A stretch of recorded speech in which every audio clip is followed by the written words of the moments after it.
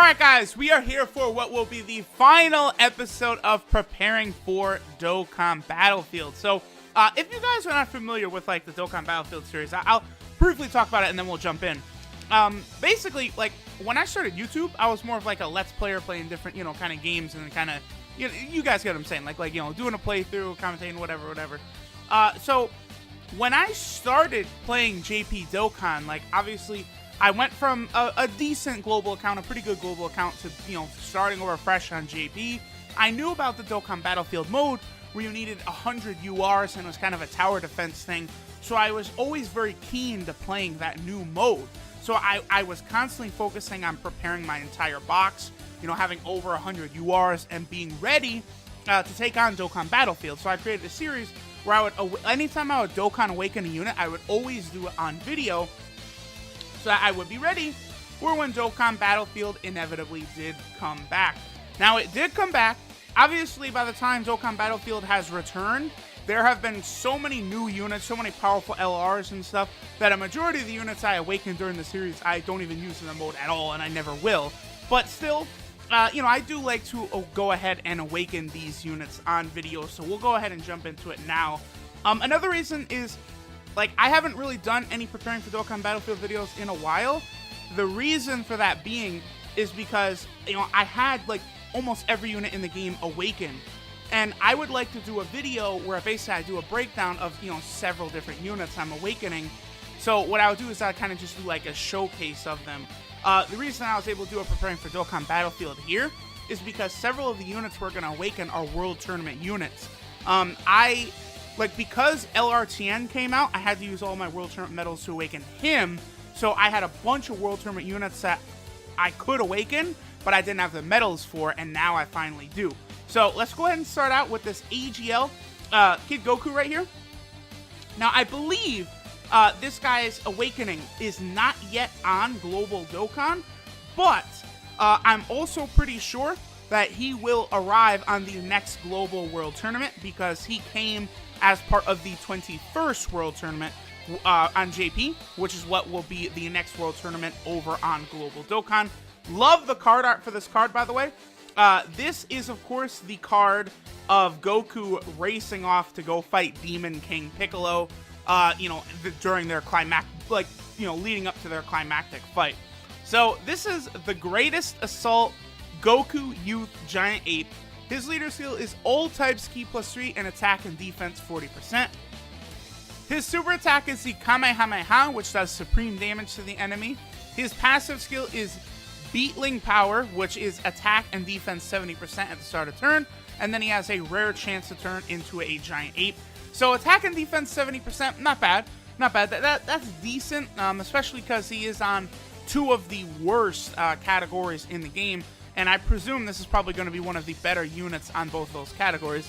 The low-class warrior category as well as the giant category. Now, his links are Shattering the Limit, Saiyan Roar, Transform, The Incredible Adventure, All in the Family, Guidance of the Dragon Balls, and Kamehameha. So, we'll see how good this guy will be once there's like a Dragon Ball category leader, or, I'm sure eventually this guy might slot into a team and be relevant on it. But, as of right now, I would say not so much. His 12 key multiplier is 140%. And, of course, he has three categories. We have the low-class Saiyan category right here, which I feel is the worst category in the game, especially because of the leader as well. He's also on the giant category, which is maybe right around low-class Saiyan in terms of worst category in the game. And then, of course, he is also on the pure-blooded Saiyan team, because, of course, Goku is a pure-blooded Saiyan. Alright, so next, let's go on to the next unit that we have to go ahead and Dokkan Awaken. Now, this is maybe a little surprising, but I'm actually going to go ahead and Dokkan Awaken a lot of the Battlefield units right now. I don't have physical LR Ginyu Force yet, but I figured, you know what, I just want to awaken all the other units I can in my box, and then I'll worry about getting the physical LR Ginyu Force after this. So we'll go ahead and use some Battlefield medals, and we're going to awaken this SCR Evil Boo right here. Of course, these Battlefield medals are very, very difficult to get, but, if they're going to bring back Dokkan Battlefield every month or 2 months, I can go ahead and get, physical LR Ginyu Force, at my leisure, basically, and go ahead and awaken, some of these other units.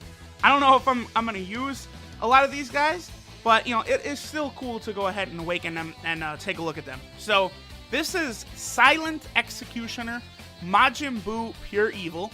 His leader skill is Tech, Int, and STR type, Ki +3, and HP and attack 30%. His super attack is the Super Kamehameha, which does supreme damage and raises attack for 3 turns. His passive skill, Vicious Judgment, is attack plus 18,000 when HP is 99% or below. That's not good. I'm going to say it very casually. That's just not good. It's not going to hold up at all moving forward. Oh, boo. His links are Majin, Brutal Beatdown, Kamehameha, Infinite Regeneration, Nightmare, The Wall Standing Tall, and Shattering the Limit. So links would be good, of course, on a Majin Buu team. Maybe that will eventually happen. Never know. His 12-key multiplier is 133%. Odd number there, and also dreadfully low. Just not a lot to talk about with this guy. He's pretty damn bad. And he has one category, the Majin Buu Saga category. I don't know what the fuck they were thinking. This guy was one of the first waves of Awakenings with Battlefield. And many of those units were, as you guys can see, exceptionally bad, I would say. I think that's a good assessment for him. Exceptionally bad. Next unit we're going to go ahead and awaken is the Super Saiyan Vegeta from GT. This, of course, is a World Tournament unit, and he does awaken with the World Tournament reward medals. So let's go ahead and Dokkan awaken this guy. Now, this guy's a little different in that he used to be one of the worst SSRs in the game, and after awakening, I would say he's actually very usable. He becomes a lot better after awakening. He also loses his jacket there, but I think his sprite in battle still has the jacket, which is like a big pet peeve of mine. I hate that. It's like, the Super Saiyan 2 Great Saiyaman doesn't have the sunglasses on his battle sprite. I'm not a fan of that. Give him the fucking sunglasses. Alright, so this right here. This is Lone Guardian Super Saiyan Vegeta GT. His leader skill is all types Ki +2 and attack and defense 40%. His super attack is the Final Flash, which does supreme damage to the enemy and raises defense by 30% for 6 turns. That's pretty good. I'm a big fan of like an effect like that would last for 6 turns. Like, that is definitely usable. And even if he is a floater, he would be able to stack that in like a really difficult fight. So that's pretty good. Now, his passive skill, Indispensable Existence, is attack 90% when HP is 99% or below. I don't think that restriction's really that bad, but honestly, I do feel as though he didn't need a restriction at all, but I don't know, that's just me. His links are Golden Warrior, the Saiyan Lineage, Royal Lineage, GT, Super Saiyan, Prepare for Battle, and Shattering Limit.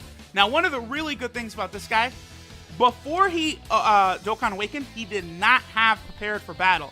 That's another reason he got so much better once he got his Dokkan Awakening, is because he actually got that very relevant key link Prepare for Battle, which should help him out a lot in the future. Now, obviously, on Super Tech, that team is all over in a flash, so he's not going to be great there, but he is on a couple categories. His 12-key multiplier is also 135%, which, nowadays, I really would like to see nearly every single unit at least at a minimum of 140. But this guy is quite old at this point, and he has 2 categories. He is on the saddest category in the game, the Shadow Dragon Art category, just because no one runs that team. The team is good, like it's a good team. It's just no one runs it. No one runs it at all. There's good units on there. They need to put a Super Saiyan 4 Goku on there. They need to add more units, usable Shadow Dragons. There's a lot they could do with that, and I wish they would. Alright, other thing we have right here is he is on the Pure-Blooded Saiyan category. Again, fantastic category that allowed a lot of units to kind of get a little bit of relevance. Because, like, let's say you're a fresh account, right? And, you grind the World Tournament a little bit, you got 2 or 3 World Tournament summon tickets, and this is one of the guys you pulled. Like, this guy could actually be pretty good for you. Like, he's not bad. Of all the units we're looking at, he's one of the better ones we're going to look at today. I'm actually a big fan of this Vegeta, and the fact that he's on, this small category, the Shadow Dragon Art category, he could be very valuable for a lot of people. So next, let's go ahead and awaken this guy. This is actually a free-to-play, farmable Super Android 13, or Fusion Android 13, from the normal story, the quest mode. And then you're able to Dokkan awaken him with battlefield medals to a very good card, actually. Considering you get this guy not from an event, but just from quest mode, I would say they made him surprisingly good. Certainly a very, very powerful free-to-play card. And it's probably not that big of a stretch to say he's one of the better free-to-play cards in the game. He certainly could be a good option on an Android category if that ever does come to fruition. I would say it's probably a safe bet we could see Super Android 17 put on a category very soon. And if like Super 17 would become put on a category, I'm sure something like this Android 13 would also be on that same category. So this is Tragedy Born from Power, Fusion Android 13. His leader skill is Physical, STR, and Tech types K+2, and Attack and Defense 40%. His super attack is the Full Power SS Deadly Bomber, which does supreme damage to the enemy and lowers defense. His passive skill is Battle Data of 14 and 15, so of course of Android 14 and Android 15, who don't have usable cards, by the way. They're like bosses in the game, but there's no usable cards of Android 14 and 15. There really should be as well.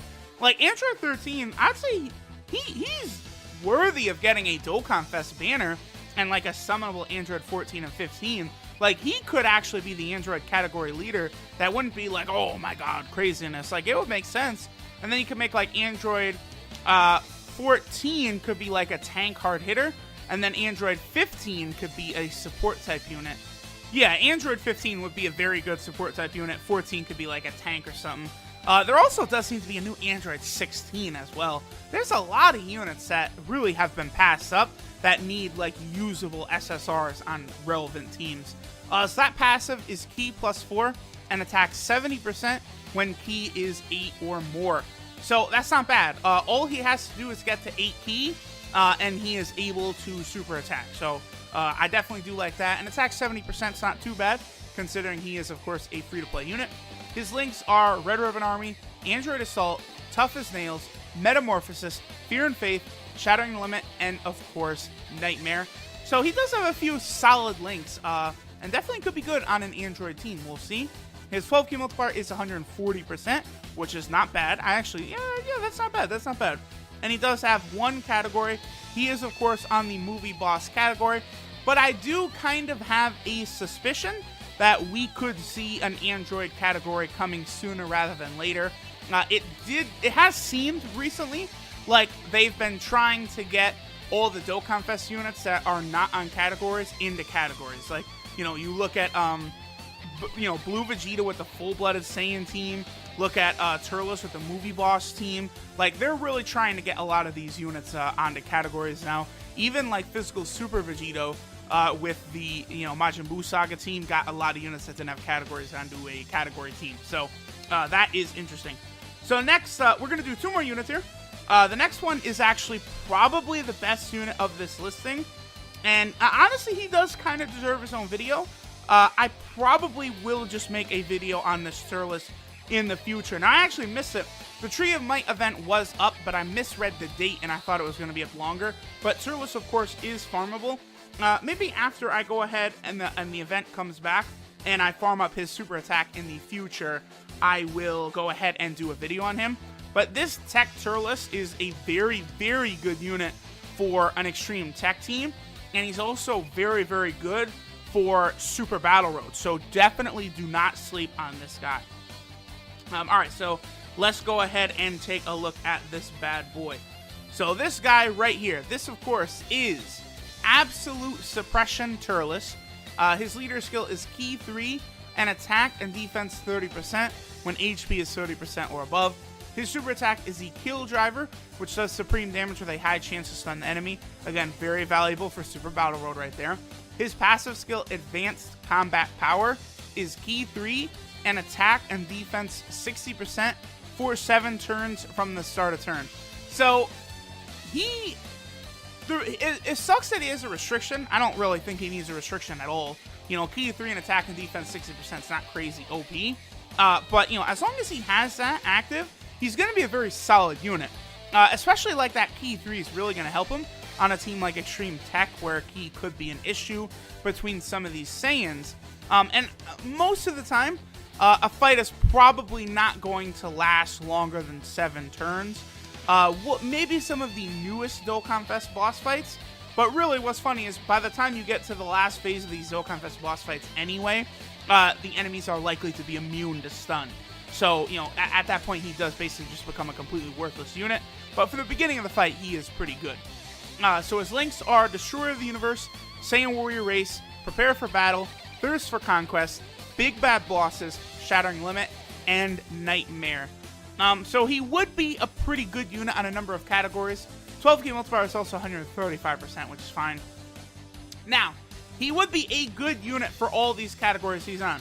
The low-class warrior category, he would be pretty good on the movie boss category, and of course he could also be good on the pure-blooded Saiyan category. But guess what? They just released AGL Dokkan Fest Turles, who is one of the best units in the game, the best support unit in the game, who makes every team he's on like infinitely better. So unfortunately that does like hurt Tech Turles a lot, but he is still good on Extreme Tech, or I'm sure like you could find a place for this guy because of his high chance to stun and, you know, relatively decent passive. Alright, so let's just go ahead and awaken one more unit, another unit that's actually kinda bad. None of these you know, units here in this batch are really like crazy good or anything. So what we have here is this Super Saiyan 2 Vegeta. This man is actually a SA10, because I've pulled him, I don't know, maybe 20 fucking times, this damn Vegeta. Let's go ahead and Dokkan Awaken him here, and get him to this next form. Actually, did I pull this guy? Yeah, I think I've pulled this guy enough just to get him the SA10, with feeding in either his copies, or like some other Super Saiyan 2 Vegetas, like the Super Saiyan 2 Vegeta and Bulma cards. I might have taken like one of those guys and fed him into this one to get him SA10. I can't remember completely.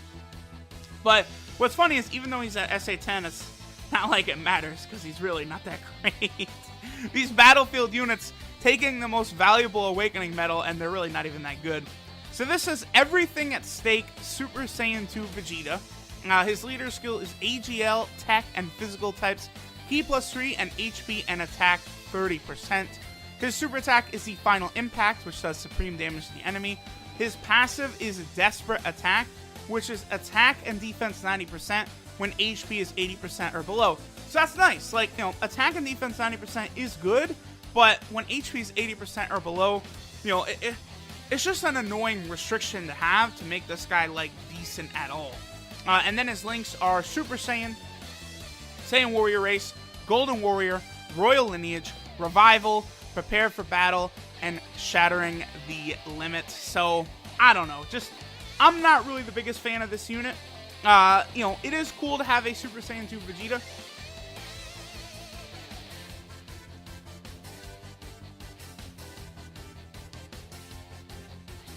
From the end of the Buu saga like we do, but he hasn't really, you know, withheld the test of time. His 12 key multiplier is 135%, and of course he is on 3 categories. He is on the Revived Warrior category, because this, of course, this is Vegeta. After he's brought back to life, what's funny enough is, I don't think he goes even Super Saiyan after he's brought back to life, does he? Well, no, he does stall with Kid Buu a little bit, but I don't know if he goes Super Saiyan after. I swear he's only base form when he goes to stall Kid Buu after he's actually revived while Goku's preparing the Spirit Bomb. I could be remembering that wrong. I'm actually probably going to check that out after I get done recording this, because that's very weird. But anyway, Revived Warrior category is on. He's also on the Majin Buu Saga category. And then, of course, he is on the Pure-Blooded Saiyan category as well. So there we have it. At this point, all of the units in my box are Dokkan Awaken. There's only one unit that I have to awaken, and that, of course, is the physical LR, like the physical TUR version of the LR Ginyu Force. That's the only one that I have left to Dokkan Awaken at this point. And it probably will take Battlefield returning a few more times before I'm able to do it, because as you guys can see, it will take 70 Battlefield medals to actually go ahead and awaken this guy. And I only have 7 now, so it'll take a while. He is pretty good once he's awakened, but, you know, we'll see. I wonder, I suppose there's a chance, too, that they might actually make other units, like, awaken from Battlefield medals. You know, crazier things have happened. But, alright guys, that will do it, and that will conclude the Preparing for Dokkan Battlefield series, since basically every unit I've got is awakened now. Thanks guys for watching, and I'll catch you all for the next Dokkan Battle video. Peace!